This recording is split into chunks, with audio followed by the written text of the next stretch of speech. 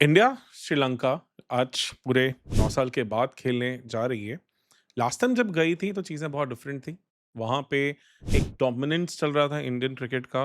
Domestic में बहुत अच्छा कर रहे थे। विराट कोहली की कैप्टेंसी में हमने चीज़ें बहुत अलग तरीके से अनलॉक की हुई थी और वहाँ पे गॉल में ही हम 2017 में जब खेलने गए थे तो हम कंफर्टेबली 300 रन से भी ज़्यादा के मार्जिन से जीते थे। पर 2015 में कहानी अलग थी। 2015 में जब पहली बार विराट कोहली की कप्तानी में हम यहाँ गए थे, तो हम एक क्लोज़ टेस्ट मैच हारे थे जो हमें जीतना चाहिए। तो इन 2 टेस्ट मैचेज़ में एक कंसिस्टेंट पैटर्न क्या निकल के आया था। पैटर्न ये है कि गॉल में पहले 2 दिन बैटिंग पैराडाइज़ जनरली रहता है और तीसरे दिन से बॉल घूमनी शुरू होती है, जो चौथे और 5वें दिन आके ऑलमोस्ट अनप्लेएबल बननी शुरू हो जाती है। ऐसे में टॉस जीत के पहले बैटिंग करना यहाँ पे बहुत ज़्यादा इम्पोर्टेंट हो जाता है। 2015 में श्रीलंका ने पहले बैटिंग की थी, तो एंड में 180 का भी टोटल चेज़ करने में इंडिया को प्रॉब्लम हुई थी और 115 के आसपास इंडिया ढेर हो गई थी, जिसमें भी 9th विकेट की पार्टनरशिप थोड़ी ठीक-ठाक निकल के आई थी। और 2017 में इंडिया ने पहले बैटिंग की थी और वहाँ पे 600 रन का एक विशाल टारगेट खड़ा कर दिया था फर्स्ट इनिंग्स में, जिसमें 190 रन आए थे शिखर धवन के बदले से, जिन्होंने ऑलमोस्ट एक सेशन के अंदर-अंदर ही अपनी 100 भी कंप्लीट कर ली थी। अश्विन एक बहुत बड़े सूत्रधार थे इन दोनों टेस्ट मैचेस में। उन्होंने इवन 2017 में पहली इनिंग्स में 6 विकेट हॉल लिया था। जडेजा एक अलग लेवल के बॉलर थे। वो चीज़ें अब बदल गई हैं, तो इस बार इंडिया के लिए क्या-क्या चैलेंजेस हो सकते हैं? अगर हम श्रीलंकन स्पिनर्स की बात करें, स्पेशली प्रभात जयसूर्या की, तो एक ऐसी पिच जहाँ पे उन्होंने विजिटिंग टीम्स की धज्जियाँ उड़ाई हैं, हमेशा एक अच्छा परफॉर्मेंस दिया है और वो एक इंडिया के लिए कंसर्निंग मोमेंट रहेंगे। 2015 में भी कंगना हेराथ ने ही सेकंड इनिंग्स में 7 विकेट लेके इंडिया को ढेर किया था और वैसी सी परफॉर्मेंस प्रभात जयसूर्या से भी एक्सपेक्टेड होगी। उसके सिवा-सिवा इनके पास रमेश मेंडिस भी हैं, जो एक अच्छे स्पिनर हैं और जिन्होंने भी ऑफ लेट चीज़ों को काफ़ी अच्छे से कंट्रोल किया है, तो एक अच्छा स्पिन अटैक इंडिया की वहाँ पे वेट कर रहा होगा। उसके साथ-साथ इंडिया का स्क्वाड हम क्या एक्सपेक्ट कर सकते हैं, अगर हम इस पूरे सीरीज़ की बात करें, तो ऑब्वियसली साई सुदर्शन और बुमराह और इवन वाशिंगटन सुंदर इंजरी के चलते बाहर हो चुके हैं। तो प्लेइंग 11 की बात करें तो ओपनर्स फिक्स्ड हैं, जायसवाल और केएल राहुल ओपन करते दिखेंगे। केएल राहुल बहुत ज़्यादा इम्पोर्टेंट होंगे, इवन काफ़ी सारी प्रेडिक्शंस भी की जा रही हैं कि उनसे बहुत ज़्यादा एक्सपेक्टेशंस हैं और जायसवाल अगेंस्ट प्रभात जयसूर्या बहुत इंपॉर्टेंट होंगे। लेफ्ट आर्म फिंगर स्पिनर को जनरली हमेशा बहुत अच्छा खेलते हैं और बहुत रूथलेस उनके सामने रहते हैं। वन डाउन मेरे हिसाब से अभी पडिक्कल ही होंगे। प्रैक्टिस मैच में उनका 100 भी आया है और सरफराज हैं, पर सरफराज इस स्क्वाड का पार्ट नहीं थे, इसलिए उनके लिए मुश्किल हो जाता है। अगर हम इन जनरल भी सरफराज की बात करें, तो लास्ट टेस्ट मैच उन्होंने 1 नवंबर 2024 को खेला था। उसके बाद वो क्यों नहीं खेल पाए? क्या कंसर्न है? जबकि डोमेस्टिक में एक बहुत अमेजिंग रिकॉर्ड उनका रहता है।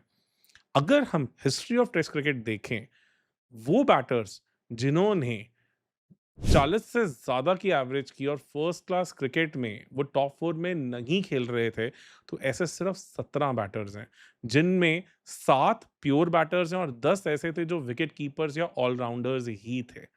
तो आप पूरी हिस्ट्री उठा के देखें, तो उसका 5% ही सिर्फ है उन बैटर्स का जो टॉप 4 में अपनी टीम के लिए नहीं खेल रहे थे फर्स्ट क्लास में। उसमें भी एक एग्ज़ाम्पल हैरी ब्रूक का है, जो कि 41% टाइम्स अपनी काउंटी टीम के लिए टॉप 4 में खेल चुके हैं, इवन ओपन भी कर चुके हैं। तो आप बहुत ज़्यादा सैंपल साइज़ देखते नहीं हैं प्योर बैटर्स का, जो टॉप 4 में नहीं खेल रहे हैं और उसके बाद टेस्ट क्रिकेट में आके अच्छा करते हैं। तो वहीं पे सरफराज को एक कॉमन हमेशा मैसेज गया है कि आप मुंबई के लिए एटलीस्ट टॉप 4 में खेलें, क्योंकि उससे आप हमेशा कुछ चैलेंजिंग कंडीशंस एंड ऑल का सामना करते हैं और आप थोड़ा स्टैट पैड करते हुए रन्स नहीं इकट्ठा करते, वो चीज़ उन्होंने अभी तक नहीं की है।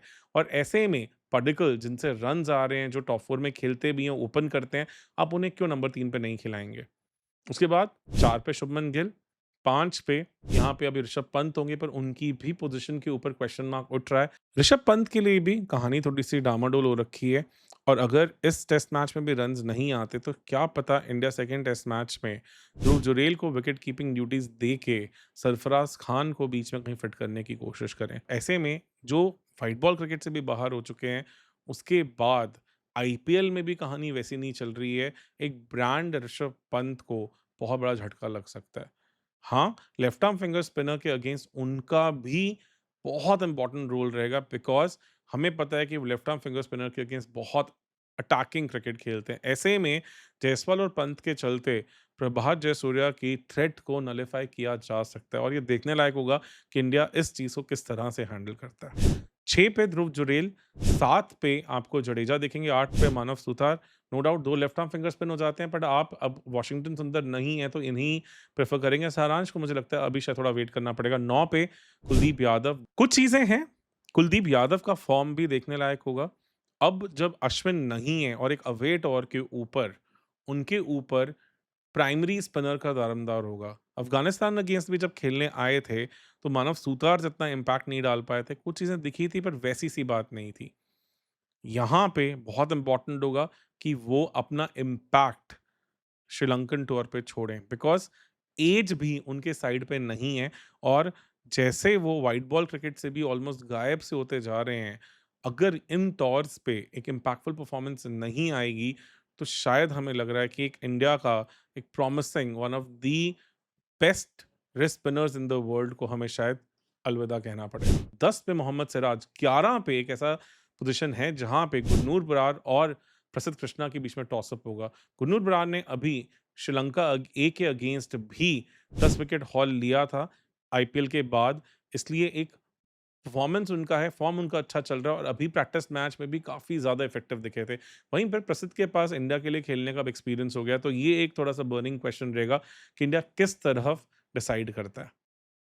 ऑल इन ऑल श्रीलंका के लिए चीज़ें कैसी हैं? एक बहुत बड़ी प्रॉब्लम कि उनके 2 मेजर बैटर्स निशंका और कुशल मेंडिस दोनों इस टेस्ट मैच के लिए अवेलेबल नहीं है और आप मान सकते हैं, जान सकते हैं कि वो कितनी बड़ी इंपॉर्टेंट रीढ़ की हड्डी है इनकी बैटिंग लाइनअप के लिए। दिग्वेला का कमबैक हुआ है आफ्टर 3 इयर्स 3 साल के बाद और 2017 में भी जब इंडिया यहाँ पे खेली थी उन्होंने इंडिया अगेंस्ट अच्छा परफॉर्मेंस किया था। दोनों बार 60 से ज़्यादा रन्स किए थे और तेज़ रन्स किए थे। पर ओवरऑल बैटिंग थोड़ी-सी ठंडी लग रही है, थोड़ी मिसिंग लग रही है, तो उस चीज़ को कवर अप करने की कोशिश होगी जहाँ तक श्रीलंका का सवाल है। वेस्ट इंडीज़ टूर थोड़ा मिक्स सा रहा था, पहला टेस्ट मैच बहुत बुरी तरह हारे थे और दूसरे में थोड़ी बहुत फाइट दी थी, पर ओवरऑल जैसा एक्सपेक्ट किया था वैसा श्रीलंका का नहीं रहा था। ऐसे में एक बहुत बड़ा स्पिन टेस्ट इंडिया के लिए वेट कर रहा है।